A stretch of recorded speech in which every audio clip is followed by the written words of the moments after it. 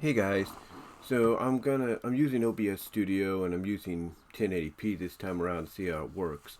I've always defaulted to 720 like a lot of people do when they use this because you never know exactly what you're going to be using OBS Studio for in the future. So you don't want to overload it. You want to go with the easier setting, if you will, and they even give you lower settings as well. So I'm thankful for that.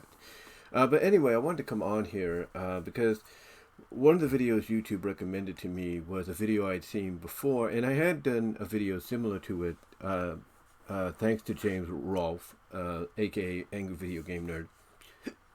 I had done a video similar to it like years ago, a couple years ago, and I figured, I might as well update that video, right now, because I'm sure James, whenever he gets time, he might update his camera usage video as well, and I'll provide a link to that video in the at the end of this video, so you guys can check out his history of video cameras that he's used. Now, for me, honestly, it all started with a webcam, not this webcam, but another one I have in storage in the garage, a little round one. I think you've seen it before. It's a little round camera that instead of hooking onto the back of your computer or your PC or putting it onto a tripod, it had a little flat stand. You put it, and all you have to do is just find an area, put it, where you want it, and then hook it up to your computer, and you're good to go. As a matter of fact, some of the classic videos, VW Rosa's videos that you've seen from like 2006, 05, and early 2007 have been filmed with that camera, with that web camera, and all that. So I've used that camera. Another camera I've used, of course, is regular cameras. Of course, around the mid 2000s and all that, early to mid 2000s, a lot of cameras started to what's the one I'm looking for? They started to what's the one I'm looking for? They started to this is what happens when you do videos without scripts or bullet points, which I'm cool with and everything. But basically, I went from the webcam, like I said, to regular cameras. The kind you take pictures with, and I remember, and like I said, this was around the time when cameras started to implement. That's the word I'm looking for. Implement video recording into their cameras. Now, at the time, the video recording, as far as I know, would go up to, I think, the highest being about 10, 15 minutes at most, maybe even 5 at least for some. But yeah, it was around the time of, like I said, the early transitioning into the mid 2000s that, basically, a lot of these cameras started to implement the video recording into them, outside of just taking pictures. So I had, several on me for that time. I had like those little silver, small, kind of bulky Kodak cameras and stuff. And they would do the job. They would do the job, and I'd be grateful for that. But, as time went on, of course, I wanted to have full-fledged video. I didn't want to just be, stuck with, these kind of cameras. Not that they weren't a bad thing.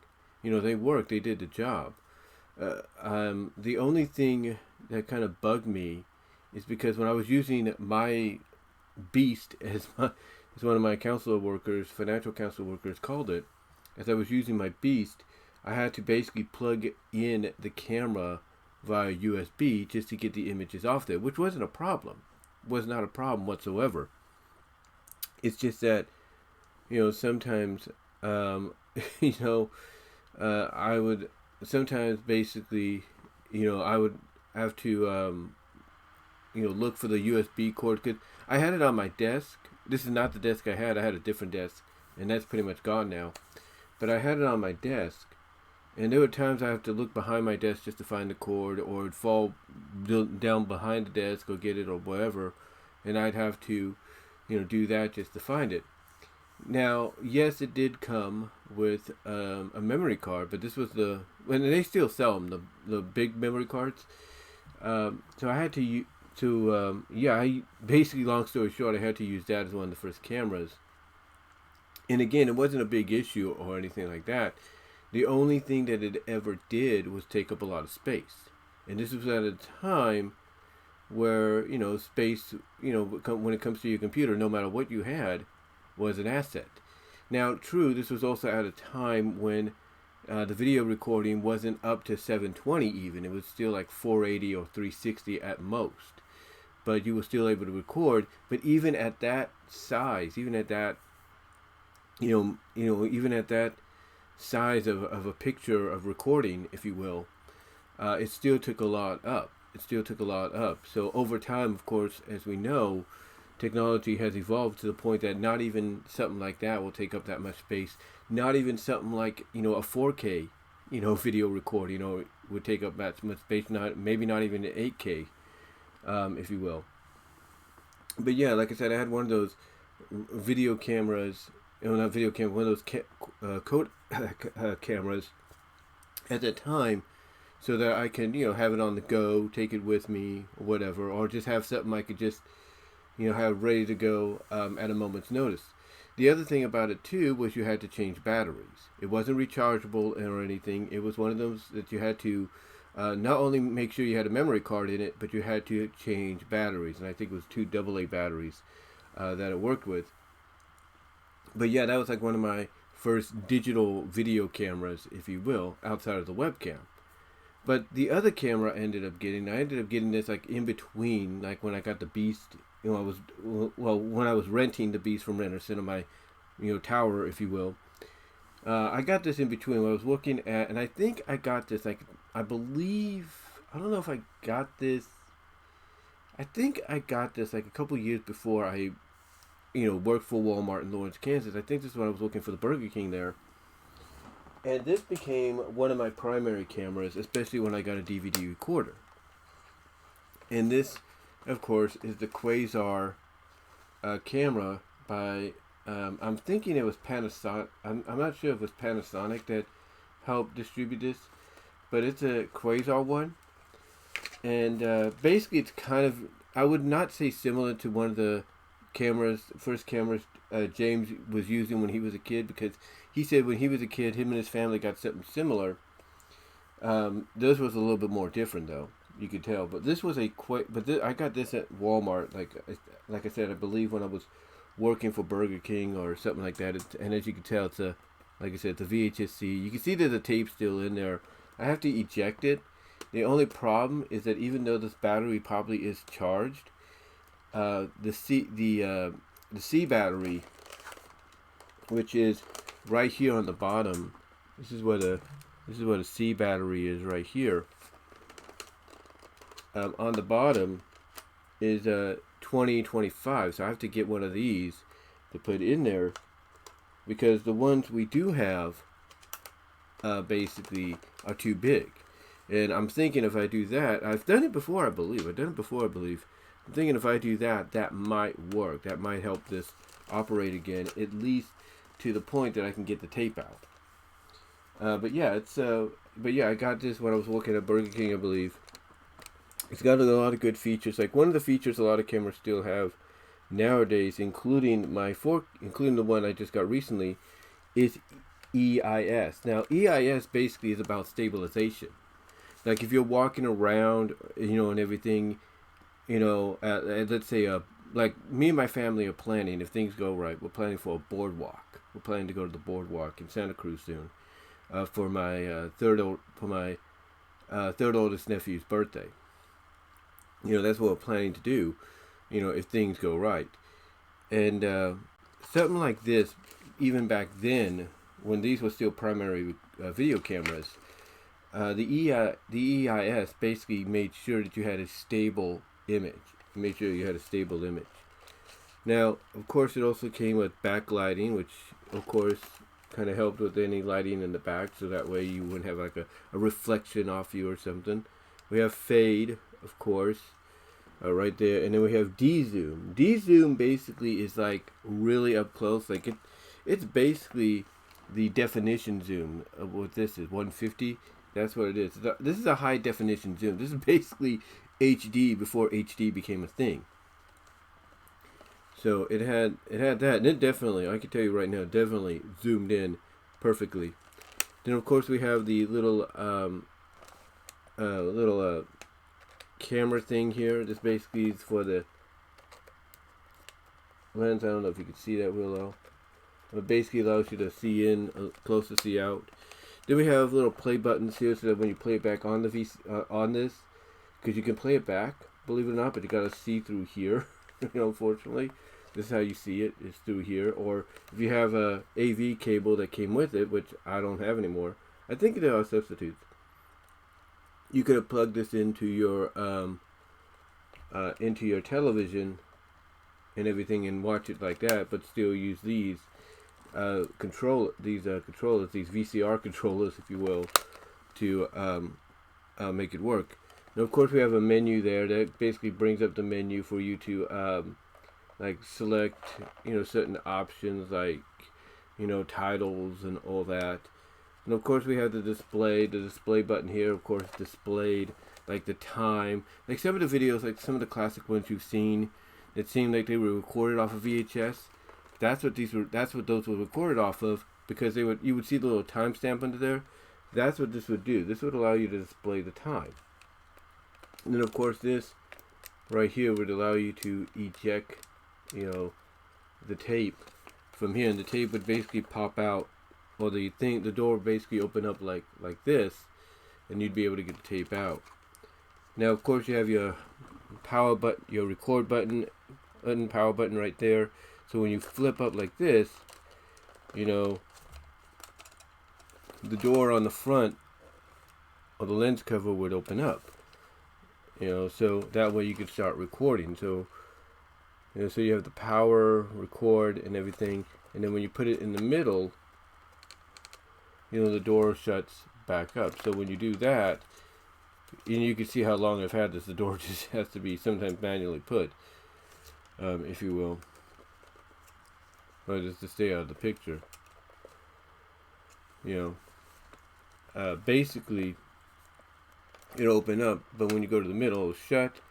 And in this, right here, VCR, ARF, and camera, you just have to switch to the bottom. So like, when you want to record, like I say, you push it up, the lens cap will slide, well, not slide open, but will, again, this shows you how long I've had this. It takes a while just to, get it to work. There we go. You see the lens cap, that'll open up when you press this up. But when you press it in the middle, it'll close. And then on the bottom here, when you flip it down, it will allow you to play, your recordings onto your player, or through the thing right here, so you can watch what you have. That's pretty cool. And of course, it does have a little screw here, so you can put it onto a tripod. I don't know if any of the tripods I have now would be able to support it, because it's so bulky. But yeah, for what it is at the time, I was actually glad to get it. And like I said, some of the recordings that are classic that I used to do back in Kansas, and even when I first came back out here in 2007, some of them were recorded through this. So I kind of, if you will, ironically, if not unbeknownstly, followed a similar path as James, of course. Now, over time, I did get some other cameras. As I mentioned earlier, I had that Kodak camera where I had to change the batteries and all that, as well as, use the USB cord to put it in, or put it into the computer to take the images off.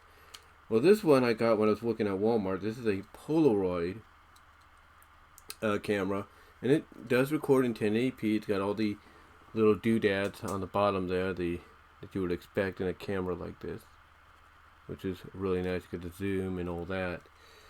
And it does have the charge cable right here.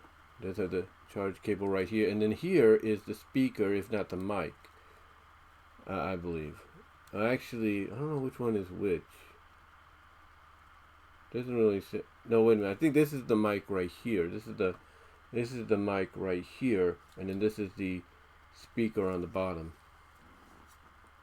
But yeah, it's a really nice one, and of course it's got an LCD screen, so you can watch it and everything. Watch what you're recording and stuff. So it's really nice. to have. And then of course it has something that you can put it onto a tripod if you want to. And the other thing about this too is it is rechargeable, so you don't have to worry about putting any batteries. That's how far these kind of cameras have come now. You don't have to use any batteries or anything like that in the future to charge and everything. And it does have a micro SD slot as well. So what you would need to get these out basically, if you use the micro SD card and not the USB cord, what you would need basically is well, essentially the big SD adapter. You would need a big SD adapter. I do apologize if I'm stumbling a little bit. It's early. It's about 8 o'clock. I'm trying to do this before my mom wakes up and everything. And it's Friday too, so. But yeah, you would have to get the big SD cards, if you will, to the big SD card adapters, basically to use this to use the micro SD card on your computer, unless your computer has a micro SD card slot, if you know what I mean. That's what I was trying to say. But yeah, this camera's helped me out. There's some videos on here that have been recorded with this camera, so I'm happy to have that. Another camera I've got, of course, is the one I was using a lot. And I was always using this primarily. Still use it on occasions. In fact, I have the chargers right over there charging right now as we speak. The additional battery chargers. And this still works, like I said, still works. And this is my Canon HD VEX, Vexa, whatever it's called, Vexa camera. And it actually works very well. As you can hear, it still powers on. The only problem that's happened lately is the screen here does not want to work, does not want to turn on. I mean, it does turn on occasions, but it doesn't want to turn on. Now, what I have in here is an SD card that is damaged, so I have to get a new one down the line just for this. But it still works and everything. And yes, in case you're wondering, it does work with external microphones in case you don't want to use the one that's on here. So when you open up the door, you'll get the options like right there and everything. So here you have your on and off button. So if you don't want to shut the door, because that's how you shut it automatically, you got the on and off right here. You got the on and off right here. You got the play button here. So if you want to play what you recorded on here, if it's working, that it helps too. And then you got the you got the on and off right here, the on and off button right here, and then the play button right here. And then here, let's see what we have. Okay, so here you have your USB cord. You have your USB connection. So if you want to charge it, you have to open up this door, connect the USB cord here, and charge it that way. In case you don't want to take the battery out, or if you only have one or two batteries and they're charging, then this is the best way you're going to be able to record, is to put a USB cord in, plug it in to let's say a DC adapter, and just go from there. Or plug it into one of those DC wall adapters that has the USB cord or USB output on it, and there you go. Or USB plug on it, and there you go. But yeah, that would be one way. You could also record or charge the camera. Then of course we have the HDMI right here, so you could also watch what you record, or watch what you recorded on your television or your computer, or even if you want to record and see on the big screen what you're doing, you could use that as well, and that being the HDMI port right there, right next to the USB one. Which again, using a USB, you can use that to charge if you don't have any other means of charging the battery, or if you do have other means to charge the battery but they're not ready yet. This is another way to record by plugging in a USB cord and into the camera, and then plugging that cord into a DC DC charger plug, or if you have one lying around, I'm sure you do, or into a USB outlet, if you will, if one is available, and I'm sure there is. And then of course we have the AV, so it does come with AV, just in case you don't have HDMI. It does come with AV output. and then on the other side you have the microphone. So when you record, you want to use an external microphone, it goes right there. And sometimes that can be an issue depending on what kind of mic you use, because as you can tell, it doesn't have anything on the top here to mount the. I mean, it does kind of, I think, I would assume, but it doesn't really have anything outside of that to really mount anything. With this kind of a camera, you would need a tripod just for the mic, if you will. But outside of that, it works, like I said, it works really well. Right here is how you flip up, if I can get a good shot of this. Right here is where you open the lens. So, you don't have to worry about, turning on the camera just to get the lens to open. Overall, it's pretty good. This, of course, is the battery pack. This is not the original battery that came with it. The original battery is charging, so that's going to be like a backup. This battery I actually bought on Amazon, and they work perfectly. They work a lot longer than what I had previously. And then, of course, this is the zooming option. So that way, if you could see through this, if you will, you could see through this. You'd be able to zoom in as far as you want to at 50, according to this, 57 times advanced zoom. That's how far you can go. So yeah, it's pretty good. It's, like I said, it's a HD CMOS Chromas VEXA HFR 500 camera in high def, records in 1080p at the highest. Was really happy to get this when I got it, and I still use it at times. The thing is, without the LED screen working properly, I have to pretty much guess exactly what I'm recording and everything as I record with it if I use it. So, really happy to have this. And then, of course, well, before I get to this, I do have another camera, but it's a camera we all have nowadays. And that is, of course, our phone camera, which, you can record on both ends, if you will. This is my Samsung one. Might end up getting a new one down the line, but we'll see. But, yeah, pretty much this is my This is like a camera I use sometimes when anything else is not charging. Or when everything else is charging and I have no other choice. That's one camera I use. Then, of course, that brings us to this baby. This is the Polaroid 18 times digital zoom.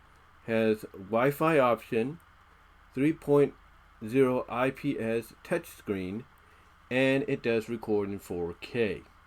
So that's pretty cool.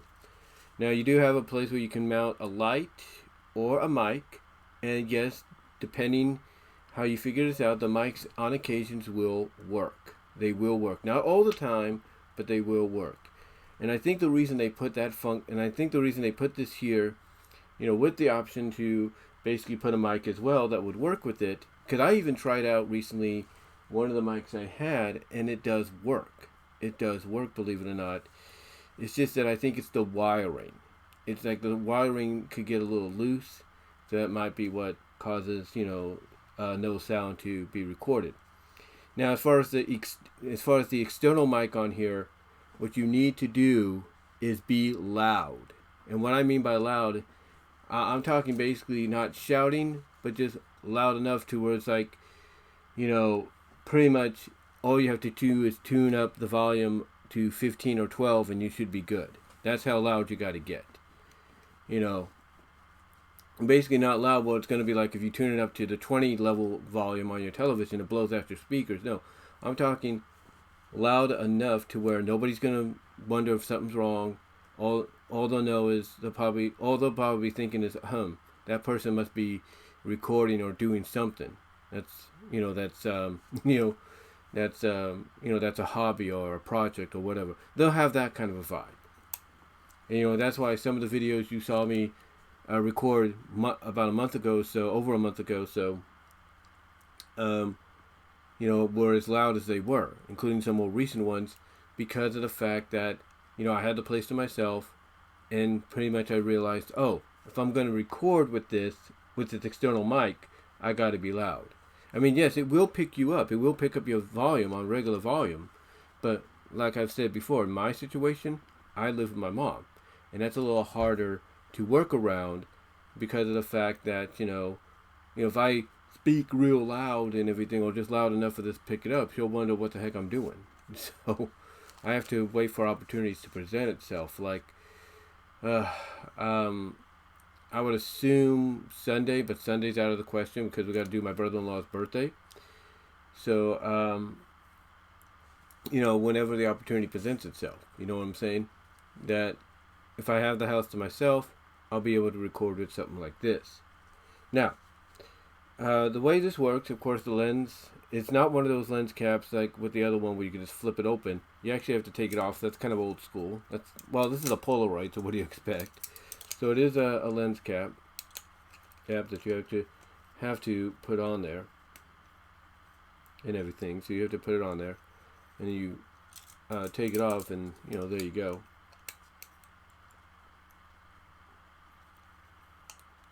See, take it off. There you go. And then, of course, on the back here, we have the power button and record button right here. And then, of course, we have the zoom option up here. And this is the pause button, actually. This is kind of the pause and photo button. And what's interesting about this is when you pause your video, because this does give you the pause option to record during your what I'm trying to say is, this does give you the option to pause while you're recording and then resume. But it also, if you hold down on it, it allows you to turn it into a photo, basically a camera, a regular camera you take pictures with. So, for example, open it up there, and I guess the battery needs to be charged, so I do apologize if it's not coming on right now. So it needs to be charged, but anyway, it does give you like a menu right here that you can touch. It's a touch screen, of course, and you could, and the menu will be like on the bottom here. So, well, not the bottom, but right, kind of like second to the bottom on the left. So what you could do is you'll basically go to that menu, and you can use a remote for it as well, because it does come, believe it or not, with a remote. It does come with a remote, so you could do it this way as well. And you could change the format of the recording. Like if you just want to take pictures, you could do that, through the menu, or just pressing hard on this a little bit, like, just pressing down like that, and then suddenly, it'll come up and say, okay, you want to take a photo. There you go. It'll switch over to photo option, but then when you want to take the picture, you can't just go like that, because it'll switch right back over to 4K. What you want to do is when you take the picture, hold down, and then it'll take the picture. And the pictures turn out real well, believe it or not. They really do. But anyway, it gives you that option, either this way or not, to, like I said, pause your video recording or switch it over to photo. Again, if you want to pause, you gotta, like click it twice or something, or hopefully just once. But if you want to turn it into a photo, you gotta do that. Switches over to photo, and then you could just press hard again to take a picture, like to take a picture with it, which actually works out well. And then, of course, on the back here, we have, in the inside, we have, basically we have, let me see what we got here. We have mode. I think, no, that's menu. We have mode. So we have menu, we have mode, we have up and down. So when you're selecting on the screen on the menu, if you don't have the remote with you on hand, you can use this to do that. Then we have the power button, so you can turn it off without shutting this, because this will turn it on automatically and shut it off when you shut the door. We got the power button and the light button. So basically, let's say you're recording at night and you don't have light because it's too dark. You turn on the power button here, or you click on the power button here, I should say, and it'll give you light to record with, which is pretty cool. Now on the back, we do have this little thing here. On the back here, we have this. And we have on top an external mic. We have an external mic there, so you can put a microphone in there. That's what it says. We have HDMI, It does cover an HDMI cable in the middle, and then on the bottom we have the USB cord that, like I mentioned with the Canon camera, if your batteries are charging, you can actually, while it's charging too. And this is the difference. I will say this. This is the difference between the two. You see, with the Canon camera, you have to charge the battery. You have to charge the battery, and then the only way you can record is without the battery, with the HDMI and a plug or whatever. Here, this will actually charge when you plug into the USB on the back here and everything. Not only will it charge your camera, but at the same time you can also record. So you'll have the best of both worlds, is what I'm saying. And then just like with the Canon camera with the HDMI option, you could plug this in to a TV, watch what you've recorded, or watch yourself recording in real time. So that's really cool. Now this did come with a package. It did come with a package deal, carrying case and stuff like that, which is really cool. As well as like a little app I can do on the phone if it works, which I'm assuming is similar to, like, let's say a GoPro. Now there are some disadvantages with this one, especially when it comes to recording. You see, if you're recording in 4K, you're limited to basically 14 minutes and 4 seconds at most, depending on the memory card. Because the original memory card I had on here didn't really suffice. And then the one I took from my Canon camera, it worked okay, but it was kind of knocking things out more often. Mostly because it was a micro SD inside a SD adapter. So I got a pin-in-Y 64 gigabyte regular size memory card in here, and it works most of the time now.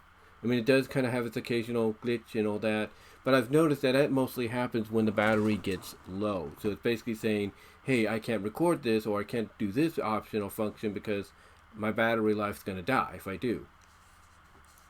So overall though, it's a decent camera. It is by Polaroid, and it is a decent camera. And when I took it over to my cousin's house for her daughter's triple graduation, it did kind of screw up a little bit. I was trying to record them doing this little speech for them, and I couldn't get it. It just didn't want to record. I don't know if I didn't press something right. It just didn't want to record. So, so I was thinking, okay, that's fine.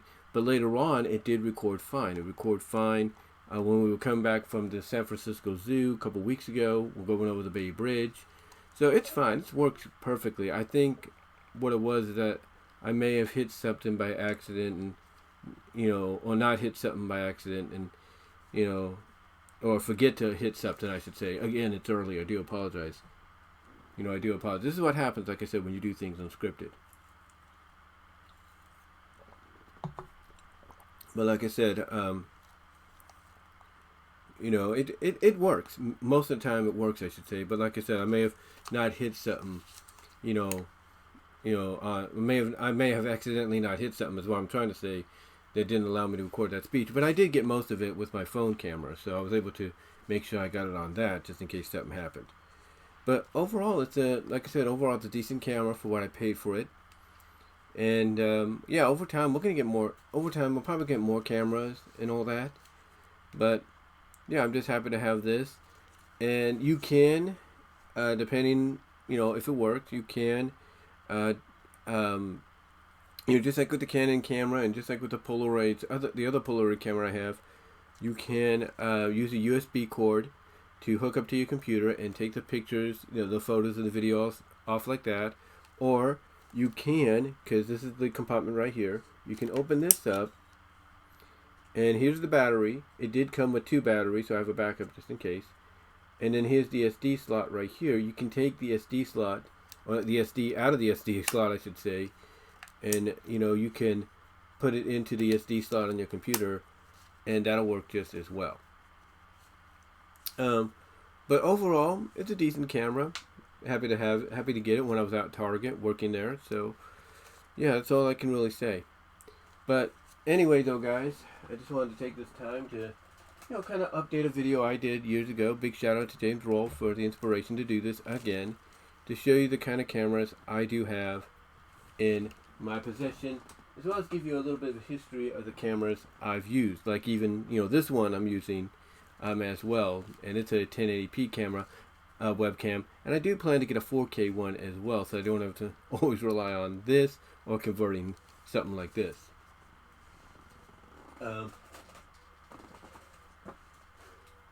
yeah, I just wanted to organize everything here. Just wanted to basically do this little video for you guys. Like I said, big shout out to James Rolfe and everything for the inspiration again. Update you guys on the cameras I've been using for this channel and even previous channels here on YouTube. So let me know what your thoughts are, guys. Super chats are open in the live chat. I would greatly appreciate it if you can help out there. Also, check out BW Rose's Discussions on your favorite audio podcast locations, but more specifically, check out BW Rose's Discussions on all your favorite audio, on all your favorite. Well, let me rewind. Okay, what I'm trying to say is check out my BW Rose's Discussions podcast on all your favorite audio podcast affiliates, but more specifically, check it out at Spotify because that'll help me out in a big way with the ambassador ads and all that. Last time I checked, I'm about 15 away from 100, which would get me that ambassador's ad. So if you guys can do that, it'd be greatly appreciated. So go to Spotify, check out BW Rose's Discussions there. Also, guys, check out my Teespring store for merchandise you can't get anywhere else. And until next time, guys, I will talk to you later. But give me your thoughts. What were your first cameras? You know, when you started recording for your YouTube channels or for family memories, and what cameras do you use nowadays? You know, basically give me your history of cameras you used for you and your family throughout your history, if you will, for your channel, for family memories, stuff like that. Give me your thoughts. I'd love to hear from you guys on that. But yeah, that's all I'm really going to say, guys. So until next time, like I said, I will talk to you all later. God bless. Take care. And you all have a good Friday. And I am out.